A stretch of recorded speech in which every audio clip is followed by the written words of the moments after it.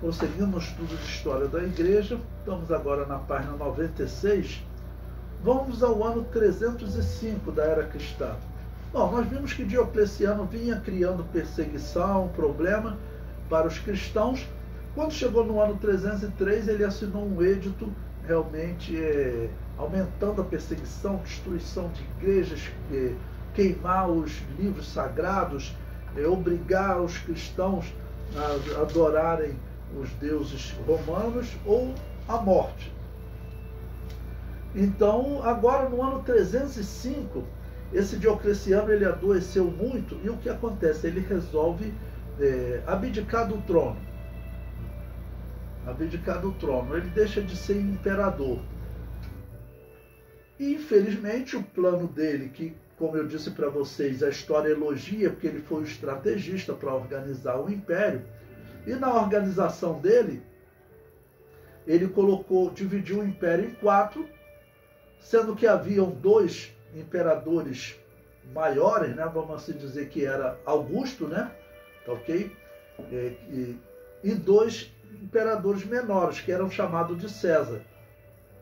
Os imperadores Augusto era Diocleciano e Maximiano.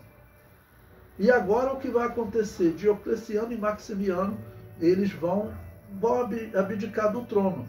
Maximiano depois tentará retornar, mas acaba que vão começar uma série de intrigas e guerras, que inclusive Constantino, que era filho de Constâncio, que era um César, né, lá na região da Inglaterra, Constantino vai acabar vencendo todos eles. No ano 305, o pai de Constantino, Constâncio, ainda era vivo.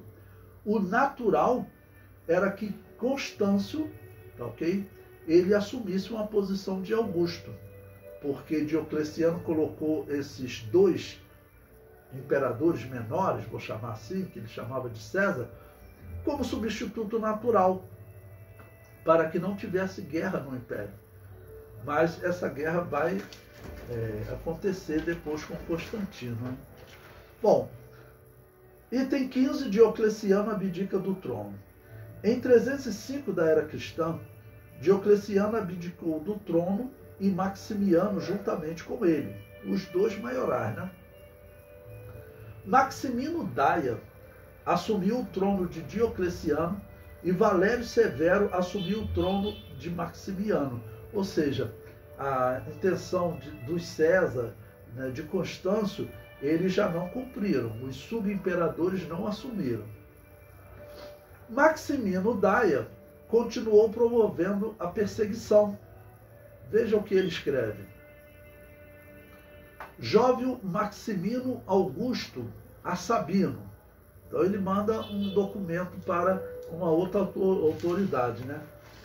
Estou persuadido de que tanto para a tua firmeza quanto para todos os homens é evidente que nossos senhores e pais, Diocleciano e Maximiano, quando se deram conta de que quase todos os homens, abandonando o culto dos deuses, haviam se misturado com a raça dos cristãos, agiram corretamente a ordenar que todos os que haviam deserdado do culto de seus próprios deuses imortais fossem novamente chamados ao culto dos deuses, mediante correção e castigo exemplar. Então veja como até esse documento ele diz que haviam abandonado o culto dos deuses, porque a história comprova, os templos pagãos, eles estavam largados, vazios, ok? Mas quando eu cheguei pela primeira vez ao Oriente sobre bons auspícios, auspícios era um termo espírita que eles usavam, né? Que os pagãos usavam e os sacerdotes faziam aquelas invocações, né? E traziam bons auspícios para eles. E me inteirei de que em alguns lugares os juízes haviam desterrado pela causa acima assinalada numerosíssimas pessoas que poderiam ser úteis ao Estado. Dei ordem a cada um dos juízes para que daí em diante nenhum deles se comportasse duramente com os habitantes das províncias, mas com carinho e exortações tentasse chamá-los novamente ao culto dos deuses. Ou seja, vamos tentar atraí-los, né, no diálogo. Em consequência, por então, enquanto os juízes, conforme minhas ordens, aguardavam o que estava ordenado nas partes do Oriente, ninguém era desterrado nem ultrajado. Ao contrário, ocorria mais que por nada de grave se fazer contra eles, retornavam ao culto dos deuses. Ou seja, estão pegando as pessoas, então cristãos, né? E estão dizendo, olha, nós vamos fazer o seguinte, nós vamos parar com a tortura. Okay? Mas vocês têm que cultuar os deuses. E ele está dizendo que muitos cultuaram. Havia uma ameaça, né? E prossegue.